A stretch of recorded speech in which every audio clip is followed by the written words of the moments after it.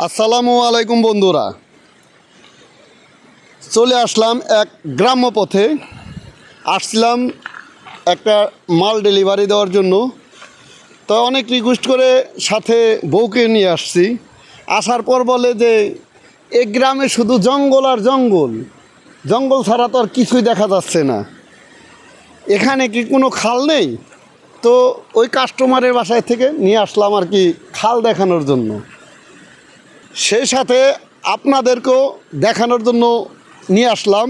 তো আপনারাও দেখুন, আমি চেষ্টা করছি আপনাদের দেখানোর জন্য। দেখুন পানামার খাল কীরকম দেখতে হয়,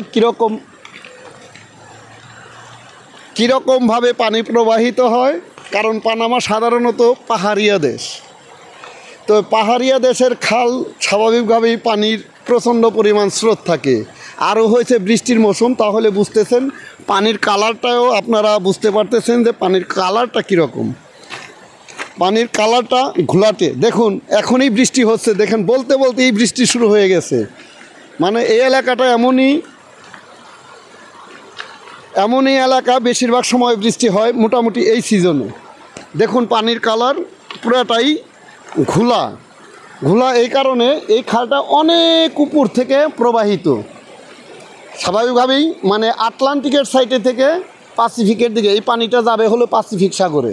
কারণ আটলান্টিকের দিকটাও সাধারণত উঁচু, মানে অনেক উঁচু। দেখুন বিশাল বিশাল পাথরও পড়ে আছে খালের মাঝামাঝি স্থানে, হয়তো আপনারা দেখতেছেন কি না। আবার দেখেন কোনো এক শৌখিন ওখানে একটা দোতলা ঘর করে রেখেছে, হয়তো দেখা যায়। দেখুন কোনো এক শৌখিন, মানে এই প্রাকৃতিক দৃশ্য এবং পানির যে কোলাকল শব্দ, এই জিনিসটা ওর হয়তো অনেক ভালো লাগে, যে কারণে এখানে এই বিল্ডিংটা করেছে।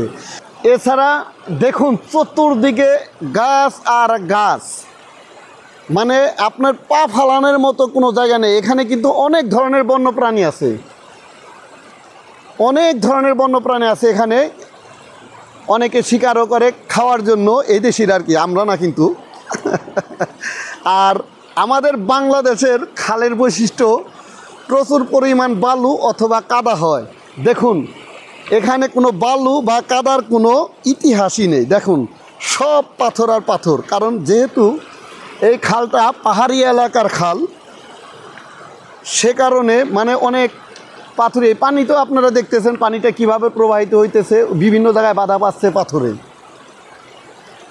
দেখুন পাথর আর পাথর, প্রচুর স্রোত।